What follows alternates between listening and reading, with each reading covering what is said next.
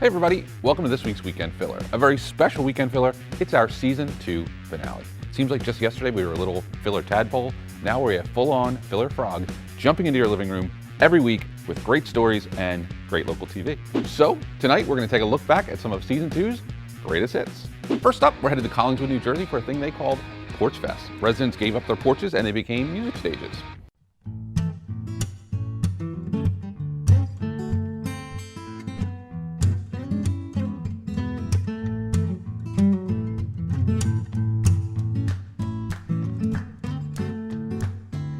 So Porchfest was just an idea from some of the local people here around town. There's a big community of musicians and artists here. I was in West Philly last year for West Philly Porchfest with my kid. He was telling a neighbor about it, Stacy Brown Downham, who is a co-conspirator here, and she reached out to me and asked me if I'd be willing to be a co-host of this thing.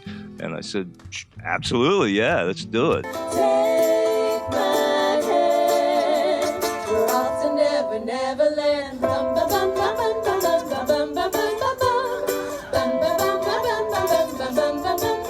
I just got connected to this through my friends, through Facebook. There was an invitation to everybody to come out and be a part of it.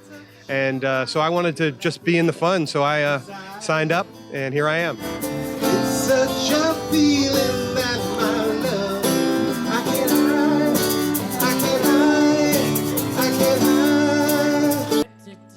Playing on a porch is actually very familiar, you know, just playing for your friends. So what could be better than that? You know, if you're in a band, you're always trying to bring people out to your shows. But here we're bringing the music to the people.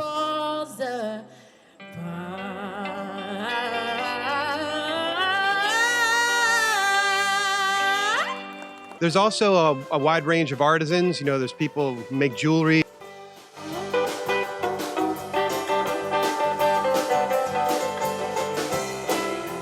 I thought, you know, if we can get 10 or 15 porches and have a little thing, it'll be fun. And the next thing I knew, within a couple of weeks, we had 50, bands that wanted to do it. Well, we had like pockets of neighborhoods where we try to have a couple hours here, a couple hours there. And everything kind of skirts that downtown district. This song called Out of Nowhere, and that's where we're going to be pulling it.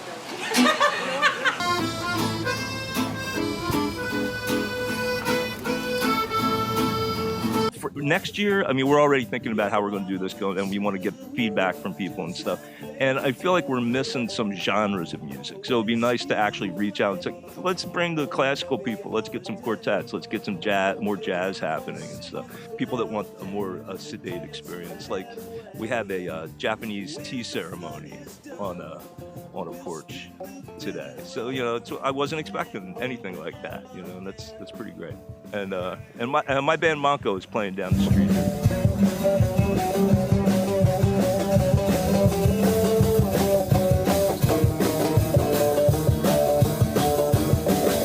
We have a 9-year-old with a ukulele, and we have a glam rock band, and he's building a glam stage. He's turning his porch into a stage. And his band, Cream Circus, is, you probably know that they're your favorite band's favorite band. I'll do a little plug for you there, Chris.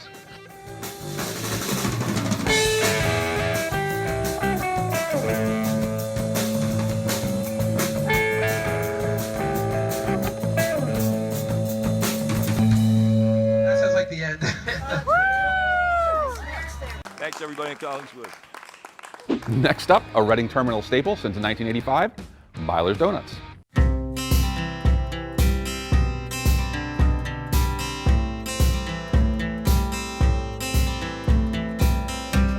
Hi, my name's Kevin Beiler. We're here at Beiler's Doughnuts. So a typical morning for us is I mix the dough, I use potatoes, eggs, yeast, and then we have flour, sugar, salt. There's two different kinds of donuts. You can do yeast donuts, cake donuts. We specialize in yeast donuts, meaning it's more like a flour type that rise, more like almost like a bread type of dough. I mix that, pour that into buckets, let that rise for about a half hour, and then I roll out the donuts, cut them with my rolling pin. I cut the donuts, then we put them in a proofing oven. So they proof in the proofing oven for another about 15 minutes before we start frying them.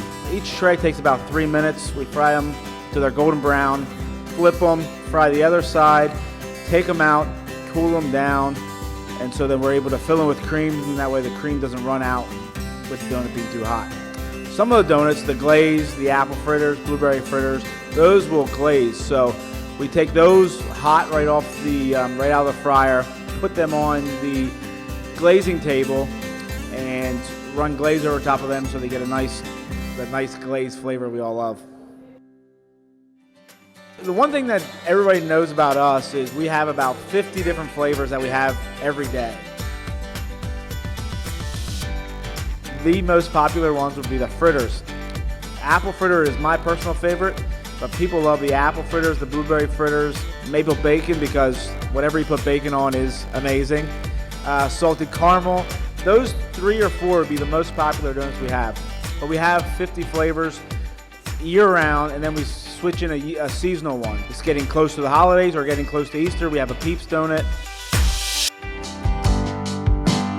People love just picking out the different varieties of donuts. And so we're filling those donuts constantly all day with the different types of creams. Here in University City where we're at now, it's slow in the afternoons while kids are in school. So we're busy in the mornings and we're kind of busy at night. The terminal, Reading Terminal Market, where we originally started, the place is swamped. We're so lucky to be at the terminal, to start at the terminal, and that place would be lines around the store basically all day, starting when we open at 8 there until 6 when we close. Here our busy times would be at 7 in the morning and like 7 to 8 or 9, and then from like 2 to 6. My personal favorite, I love the apple fritter because I love cinnamon. I love anything with cinnamon, so I love a fritter. Bismarck's are really good, but yeah, I'd have to go fritter every time. We are 3rd generation. My grandfather started this business at the Reading Terminal. Still love our heritage, still our closed Sundays because of our Pennsylvania Amish roots, and so I still live in Lancaster, travel into Philly, love Philly. We still haven't lost some of the things that make the products that we sell unique from when my grandfather started it 30 years ago. Yeah, my name is Kevin Beiler. I just want to thank the Weekend Filler for coming out and showing you guys what we do here. If you see me at the terminal or in any of the locations in New City, make sure you stop, say hi, tell me how you like the fritter, because the fritter is my favorite, and hope to see you soon.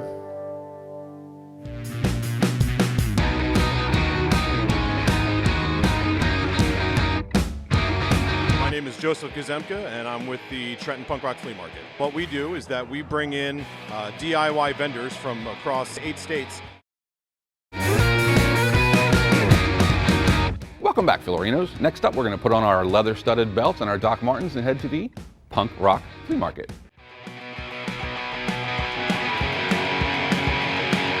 My name is Joseph Gazemka, and I'm with the Trenton Punk Rock Flea Market. What we do is that we bring in DIY vendors from across 8 states, and they come together here in Trenton to sell their wares, everything from artists and creatives, vintage clothing, vinyl, CDs, cassettes, horror memorabilia, movie memorabilia, just about anything that you could think of. We've been doing this now for a couple years. It is like such a great event. It's tons of people, it's lots of fun, so many creative and vendors with so many handmade products and things. We have a very strong creative community here, and one of the things that I thought that we could really do, being smack dab in the middle of New York City and Philadelphia, was really kind of put our our geography to better use, and to attract all of these creatives here and bring them together to celebrate the DIY and punk rock and kind of everything that goes with that.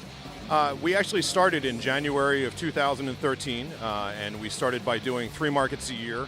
We're now up to 5 markets a year. Our first market actually hosted roughly 50 vendors and 2 food trucks, and today we are here celebrating with 250 vendors, a dozen food trucks. We have photo opportunities with people in costume. We have costume contests. We have a beer garden. We have 2 live music stages.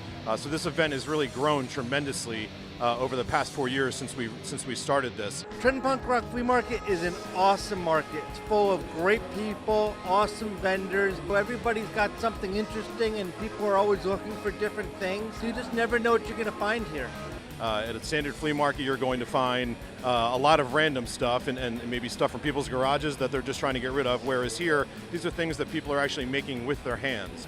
These are things that people are passionate about. It's just really cool and different, and everyone seems to really appreciate, artwork that's different, that's outside of what you're normally going to see elsewhere.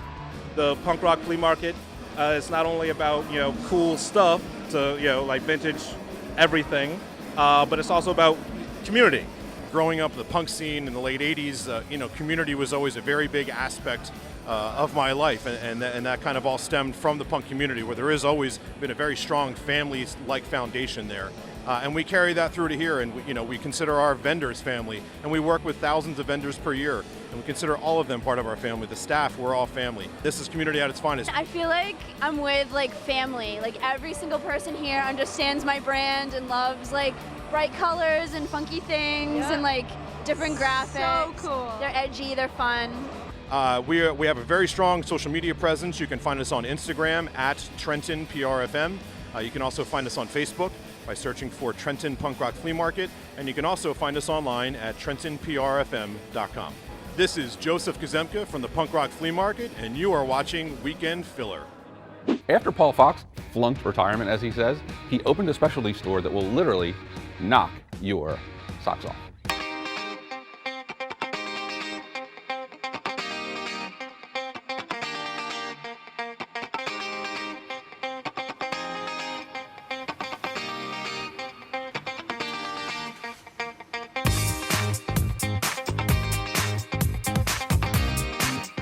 Welcome, Weekend Filler. You're at Philly Socks, store made famous for the selection of socks, and my name's Paul Fox. Glad to have you join us. I was retired and I flunked retirement. I tried it for 2 years and I was going crazy doing nothing. I saw a store like this on the West Coast and I said, Philadelphia has to have this type of store, and I brought it home.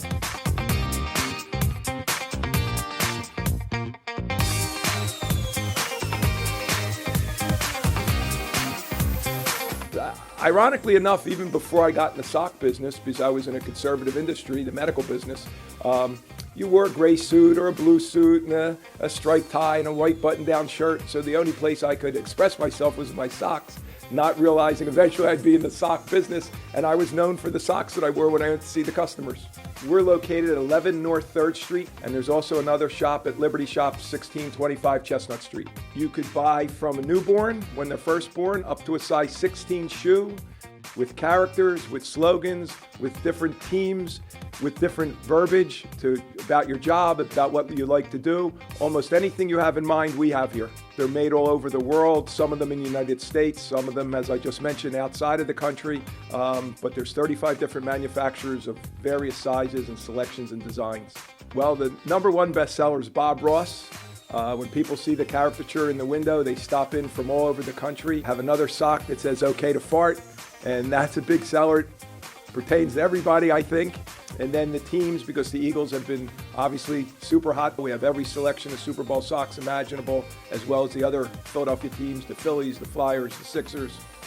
We just got in the Rocky sock. It's the first one made, so we have a Rocky sock now, which is my personal favorite. We also have a Joel Embiid sock that just came in, which I really like. And then there's some Zero Fox Given, and there's all different types of slogans on the socks.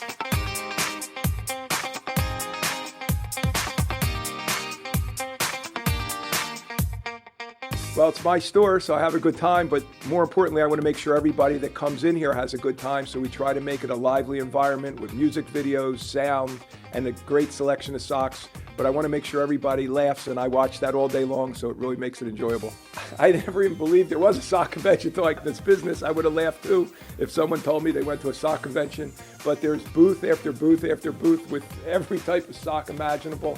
And it's a blast going, even if you didn't have a store. It's just fun because you see everything, and I can't wait to go again. I want to thank Weekend Filler for coming here, but the city of Philadelphia has been great to Philly Socks. I'm really happy with how the people have perceived our store, and you've really made us a success, and I can't thank everybody enough and look forward to everybody coming in again. Thanks for watching Weekend Filler.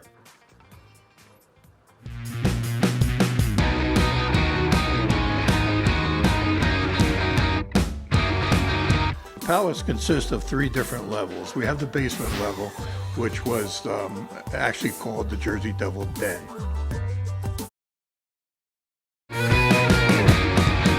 Welcome back, Filler fans. If you're a fan of the strange and unusual, this one's for you. It's called Palace of Depression in Vineland, New Jersey. What is a Palace of Depression? Great question. It's a vintage roadside attraction that's being restored piece by weird piece at a time.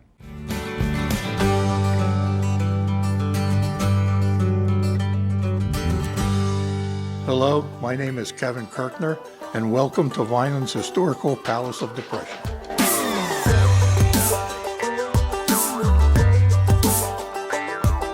In the late 1800s, George Daynor came to Vineland and bought land for $1 an acre.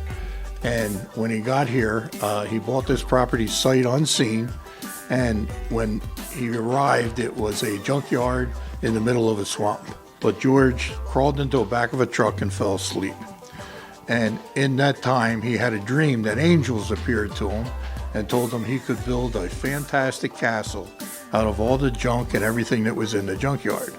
So the next day, he got up and started building what is now the Palace of Depression. He made his living by charging 10 cents to enter the castle, and it was a tourist attraction for about 10 to 15 years. In 1932, on Christmas Day, he actually opened up the first portion of the palace. He did everything naturally. He would take water out of the wishing well, and that was his drinking water. There's a stream alongside the building, and that's what he actually bathed in. And George had no problems about if people pulled up and he was in the tub, he would just get out and put a towel around them and take them for a tour. But he never stopped building it. He kept adding on to it until the day he died. The palace consists of 3 different levels. We have the basement level, which was actually called the Jersey Devil Den. And George claimed that when the Jersey Devil visited Vineland, he would come and stay here at the palace. And then, of course, we have the main floor, or the first floor, which is his office. And then we have the second floor, which was his living space that he really didn't take people up into. That was kind of private. And all the walls are like this. They have glass and different things in them. There's a wrench here. Because George, anything he found, he put in the walls. George put what he deemed as the heart of the Palace of Depression. And it's in a metal encasement on the outside over top a built-in barbecue pit, and when it's opened up, you'll see the heart of the Palace of Depression. George had gotten himself into some trouble during the end of his life. The FBI got involved because there was a kidnapping up in North Jersey, and George had claimed that the kidnappers had come through the palace and were coming back the next day, which was all a hoax to try and get some publicity, and ended up being arrested and sentenced to 3 years in jail. He was 99 at that time. They released him, and he did try and come back here first, but the kids had ransacked the place. He was too old to fix it and ended up dying. He was born in 1860 and he died in 1964. So if you do the math, you figure it out. He was 104 years old when he passed away. Getting back to why I'm here. My father brought me here as a child. You'll actually see a tombstone in the wall that is my father's. I was 4 or 5 at the time and actually was petrified of George Daynor. Never got out of my head. By trade, I am a carpenter and a mason. I became the building inspector for the city of Vineland. One day it came across my desk that they were going to sell this property, and I decided I wanted to rebuild the palace. I wanted to do it to see the challenge that George had, but always had the Palace of Depression in my dreams. I thank you for visiting with me on this tour, and if you'd like to come out, we'd welcome you soon, and we're always looking for volunteers. Thank you again.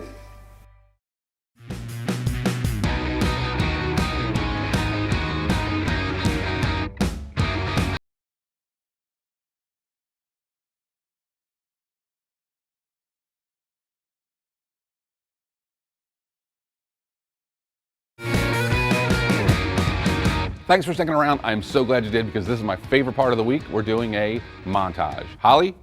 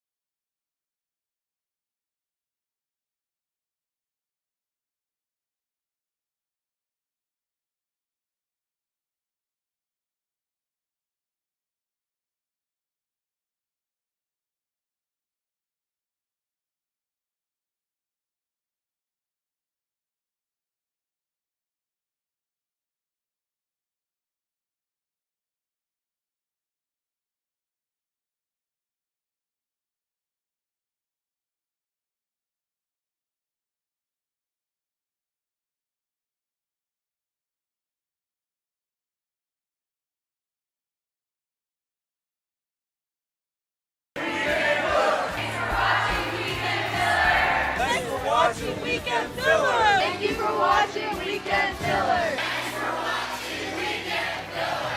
Thanks for watching Weekend Filler! Thanks for watching Weekend Filler. Go Eagles! E-A-G-L-E-S, Eagles! So that's our show and our season. Season 2 in the books. Thank you guys so much for watching. We love making the filler for you. Don't forget, the reason this show happens is social media. We're getting huge views on these things, and you guys telling us what you like to see is how it all happens. And it happens right here. I'm Tony Romeo, and until next season, I'll see you on the interwebs.